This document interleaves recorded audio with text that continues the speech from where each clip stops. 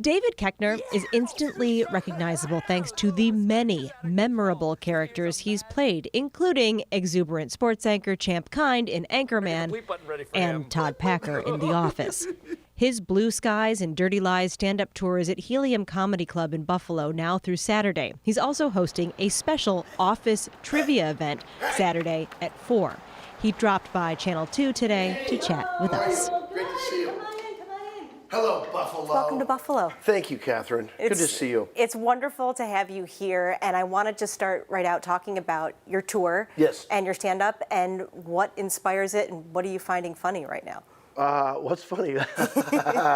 Well, there's a lot of stuff. I tell you what's not funny is, here's the thing, just so you know, I don't talk about current events. There's a lot of great current events comics. I'm not one of them. I have 5 kids, so that figures heavily into my act. I've had quite a broad career. That figures into my act.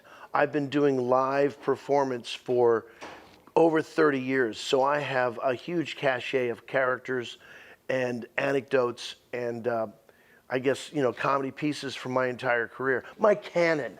Can I say canon? Because that makes it sound like it's so much more important and interesting. Catherine, I pull things out from my comedy canon. Does anyone call you Catherine? Do they call you? Yes, well, it's funny. My husband calls me Catherine. My father used to call me Catherine. So, yeah. What do people try to change it to Cat? And you're like, where do you draw the line? Kathy. Kathy. Draw the line at Kathy. A lot of people do that. No one calls me Davey.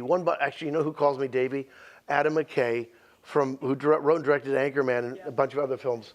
But he and I go back to Second City back in the 1990.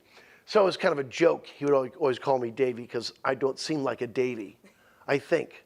Right. Yeah. Well, yeah, you're like, this is who I am, and that's it. That would change. I wonder how much that would change people's perception of me and or you.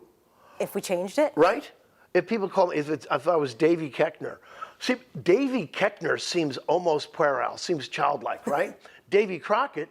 Now you're on a whole different level. A killer, right? Right. It's so funny because I think about when people look at you, yes, they see your characters so often 100%. That you are, your Champ or your Todd Packer, right. And there's just such a love for these memorable characters that you have, and it seems like you have a good love for them as well. Yes, I do believe your job is to advocate for the characters you're playing. You cannot dislike who you're playing. You're their defender. So they're on trial in this movie, in my head. That's one way, and so my job is to put their best defense forward. Like they get a reason to exist, how they actually exist for whatever reason, and that's my job, is to find out that way or defensible reason that they get to live in life. Now, just so happens those 2 characters you mentioned are horrible human beings. One is less aware of it. Like Champ Kind is not aware how awful he is, because I think Champ is deeply codependent and in such deep need of others that he'll give himself away to be accepted. And that's why he's willing to be even a worse human than the others to try to curry favor, right?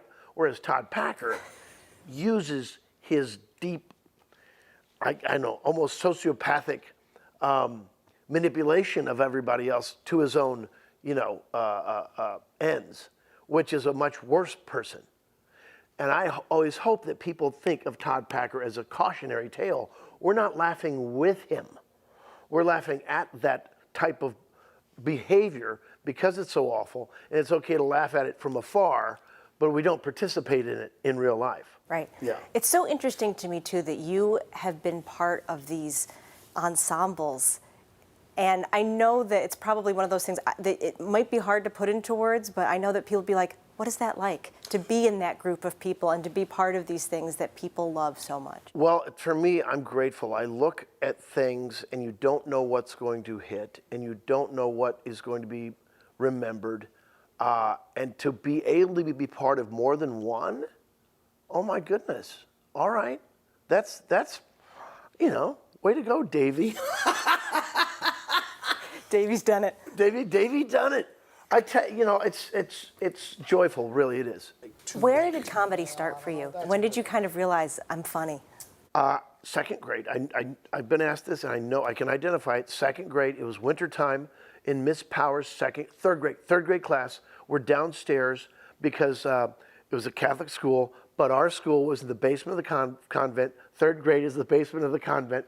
And it was 5 minutes before the bell. We already had our coats on, and so there wasn't going to be any more assignment to the last second. Does anyone want to come up and do something?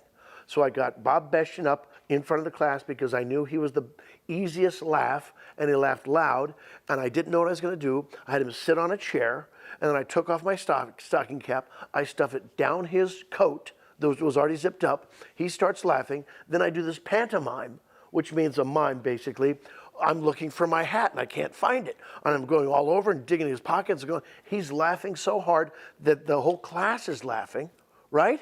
And then the bell rings to save me because I didn't have an out to my sketch. Well, you've been a delight to speak with. You've been so gracious and I appreciate it. We probably could sit here and chat. I think we could, Kathy. For a long time.